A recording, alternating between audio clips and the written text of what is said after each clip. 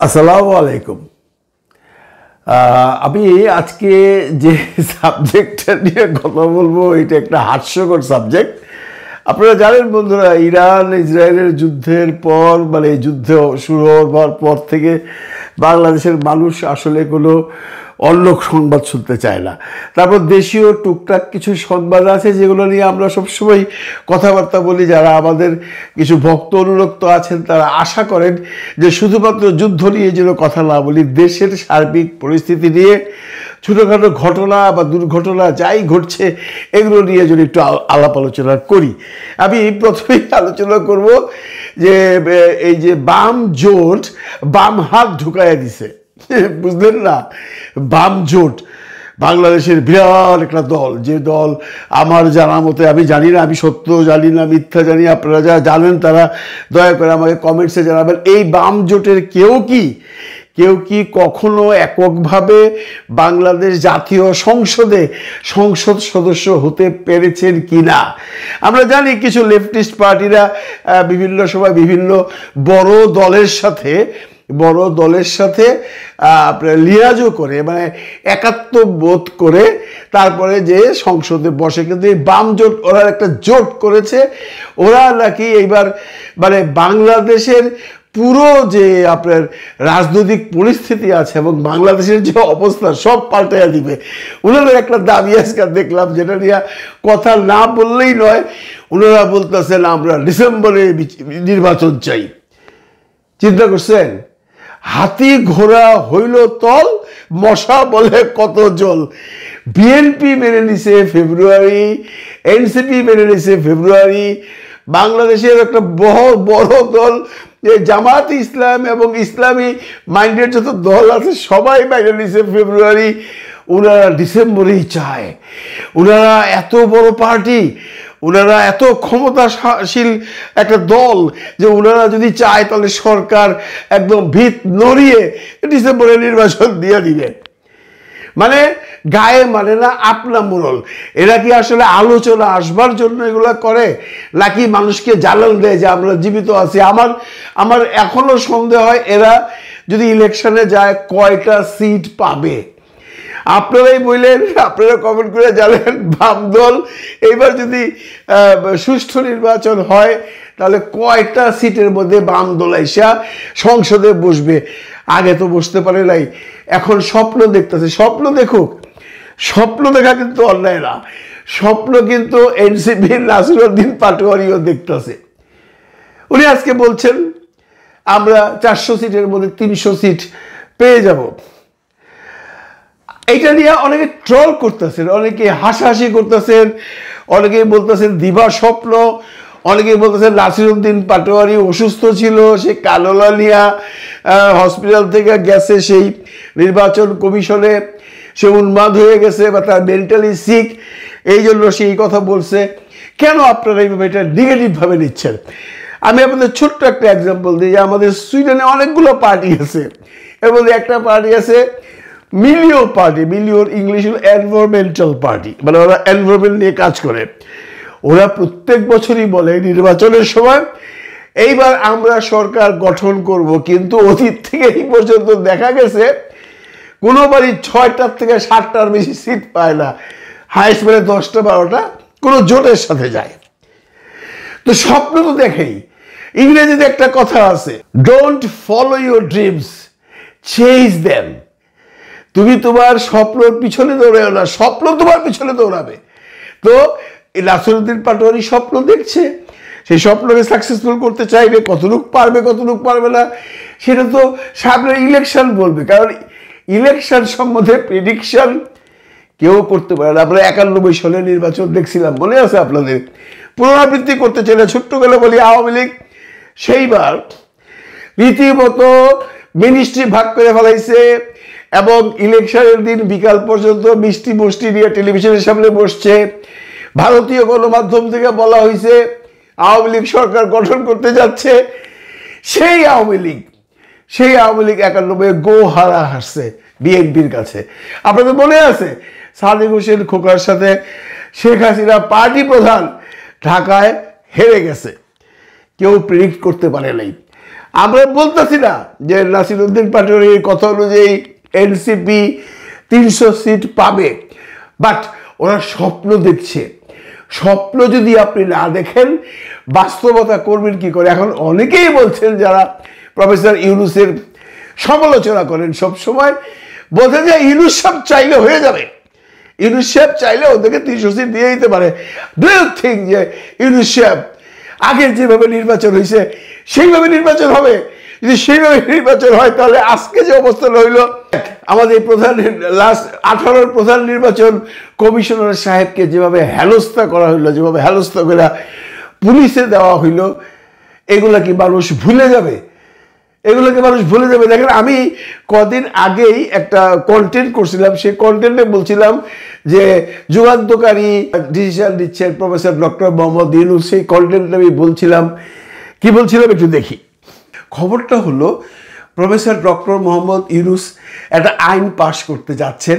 সেটা হলো যে বিগত আওয়ামী লীগের আমলে যে 3টি ইলেকশন হয়েছে, কেউ বলে রাতের ইলেকশন, কেউ বলে ভোট বাক্স পুড়ে দিয়ে সেই ইলেকশন, মানে মোট কথা যে 3টি ইলেকশন হয়েছে, সেই 3টি ইলেকশনের ইলেকশন কমিশনার এবং প্রধান ইলেকশন কমিশনারকে জবাবদিহিতার জন্য ডাকা হয়েছে। তার মানে এরা এতদিন ধরা ছোঁয়ার বাইরে ছিল, এদের নিয়ে কেউ কোনো কথা বলছিল না। অনেকে দাবি তুলেছিল, কিন্তু কেউই সেই দাবির ব্যাপারে সরকারও কোনো কথা বলেনি, সরকারও এটা নিয়ে কোনো বড় ধরনের আলোচনায় যায়নি। ঠিক সময় মতো প্রফেসর ডক্টর মোহাম্মদ ইউনূস সেই কাজটি করে ফেলেছেন। আপনারা অনেকে হয়তো শুনেছেন যে উনি নতুন যে আইন করতে যাচ্ছেন, তাতে করে এই যে বিগত যে আমাদের কমিশনার বা প্রধান কমিশনার ছিলেন তাদেরকে ডাকা হবে, তাদেরকে জবাবদিহিতা চাওয়া হবে, মোট কথা তাদেরকে আইনের আওতায় আনা হবে। এই ডিসিশনটা ছিল সরকারের, কিন্তু তার আগেই বা সরকারের কথাই হোক বা বিএনপি তাদের নিজস্ব চিন্তাধারার থেকে আজকে মামলা করে দিছে। সেই মামলার থেকে শেরেবাংলা নগর থানায় মামলা করার পরে সেই মামলার থেকেই তাকে অ্যারেস্ট করা হইলো। এখানে তাকে অ্যারেস্ট করা নিয়ে আমাদের কোনো আপত্তি নেই, কারণ এই ভদ্রলোক যেভাবে নির্বাচন করছিল 18 সালে, এর চেয়ে জঘন্যতম নির্বাচন বাংলাদেশে আর হয় নাই। আর ওই নির্বাচনই বাংলাদেশের আজকের এই পরিস্থিতির জন্য দায়ী। কিন্তু এখানে আপনারা যেভাবে বলেন, আপনারা কমেন্টসে যে দেখবেন সবাই আলহামদুলিল্লাহ বলতেছে, সবাই খুশি হয়েছেন। 1% লোক বলতেছেন না, এইভাবে তাদেরকে অপমান করে নেওয়ার কোনো দরকার ছিল না। একজন বৃদ্ধ মানুষ, তাকে ডিম ছোড়াছড়ি এবং তাকে জুতা পেটা করা, এইভাবে না করে মামলা হয়েছে, মামলায় এখন তাকে অ্যারেস্ট করা হবে, তাকে থানায় সোপর্দ করা হবে, সেখান থেকে আদালতে তোলা হবে, আদালত যে বিচার করে সেটা করবে। এই মব সৃষ্টিকারীগুলো এখন বন্ধ করা দরকার। এক শ্রেণীর মানুষ এই ধরনের কমেন্ট করছেন, এক শ্রেণীর মানুষ বলছেন আলহামদুলিল্লাহ, তবে বেশিরভাগ মানুষই বলছেন তারা খুশি, তারা এরকম শাস্তি চান। আবার অন্যরা বলছেন যদি এইটাই আপনারা চান তাহলে এইটা কিন্তু বাংলাদেশের ধারা হয়ে যাবে, একদম এটা সিস্টেম হয়ে যাবে। এর পরবর্তীতে যদি কেউ কোনো অন্যায় করে, যদি কেউ কোনো অপকর্ম করে, তাকেও আর থানা পুলিশে যেতে হবে না, ওই মব যারা সৃষ্টি করে তারা এইভাবে মানুষকে হেনস্থা করবে।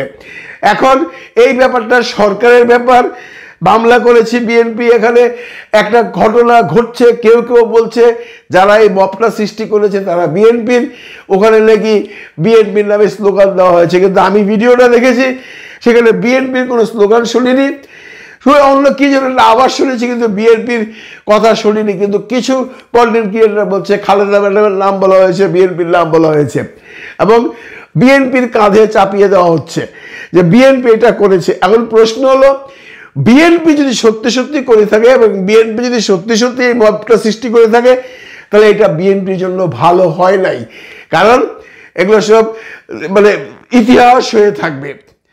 আমি বললাম না একটা গ্রুপ খুশি, একটা গ্রুপ তো অখুশি।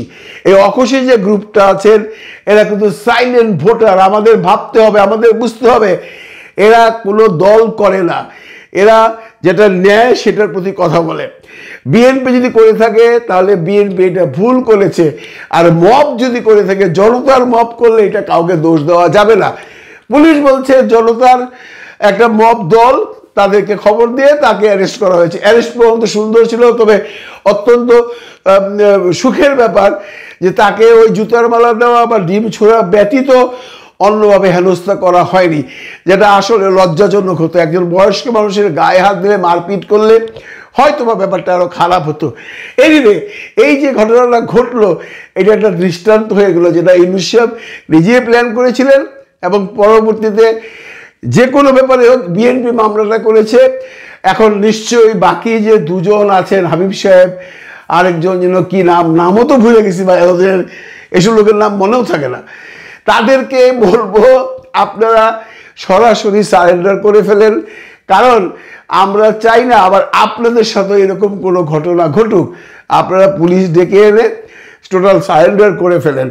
এইটাতে একটা লাভ হইল, এখন যে বর্তমান ইলেকশন কমিশনার আছে তাকেও ভাবতে হবে, তাকেও বুঝে শুনে ফুটস্টেপ নিতে হবে। কারণ এই যে সিস্টেমটা চালু হয়েছে বাংলাদেশে, যে আপনি কোনো কিছু করলে আইনের আগে জনগণ একটা বিচার করে, এই কালচার কিন্তু সহজে যাবে না, এই কালচার সহজে যাবে না। এটা একটা সিস্টেম হয়ে গেল বাংলাদেশে। এটার ভালো দিকও আছে, এর মন্দ দিকও আছে। কিছু সংখ্যক মানুষ বলছেন এই সমস্ত ঘটনাগুলো করা দরকার এই জন্য যে তাহলে মানুষের শিক্ষা হবে। আরেকটি গ্রুপ বলছে না, আমরা আইন হাতে তুলে নেব না, আমরা যে অন্যায় করবে তাকে পুলিশ ধরে নিয়ে গিয়ে সুপর্দ করবে আদালতের কাছে। এখন এই সমস্ত জিনিস দেশের এই সময় পর্যন্ত থাকবে, যদিও মব অনেক কমেছে। আমরা আশা করি এই মব কালচার আরও কমে যাক। এখানে আর্মির কোনো ঘটনা ছিল না, আর্মি কোনো ইনভলভমেন্ট করেনি, ঘটনা এরকম হঠাৎ করে ঘটে গেছে এবং হঠাৎ করে সমাধান হয়ে গেছে, পুলিশ সাথে সাথে অ্যাকশন নিয়ে দিয়েছে। হয়তো বা পুলিশ সময় মতো না আসলে আরও অন্য কিছু হতে পারতো, সেইখান থেকে আপনারা নিস্তার পেয়েছি। কারণ এই সমস্ত ঘটনা আন্তর্জাতিকভাবে বর্তমান যে সরকার আছে তার ভাবমূর্তিতে আঘাত হানে। এরপর যেটা হবে, যারা এই একটা অপশক্তি সরকারের পিছনে লেগে আছেন বা বাংলাদেশের অমঙ্গল চান, তারা বহির্বিশ্বে প্রমাণ করতে চাইবে এই সরকারের কোনো ক্ষমতা নেই, সরকার আইন শৃঙ্খলা রক্ষা করতে পারছে না, সরকার ব্যর্থ হয়ে গেছে ইত্যাদি ইত্যাদি বলে সরকারের প্রতি বহির্বিশ্বের একটা খারাপ মনোভাব পোষণ করাবে, যেটা এই সরকারের বাকি যে দিনগুলো আছে সেগুলো শেষ করবার জন্য হয়তো বা উনি সমস্যায় পড়বেন। সুতরাং এইটাও আমাদের ভাবতে হবে, আমরা এমন কিছু করতে পারবো না যেটা আন্তর্জাতিকভাবে সমালোচিত হয়। ভালো থাকবেন সবাই, ভালো রাখবেন সবাইকে। আল্লাহ হাফেজ।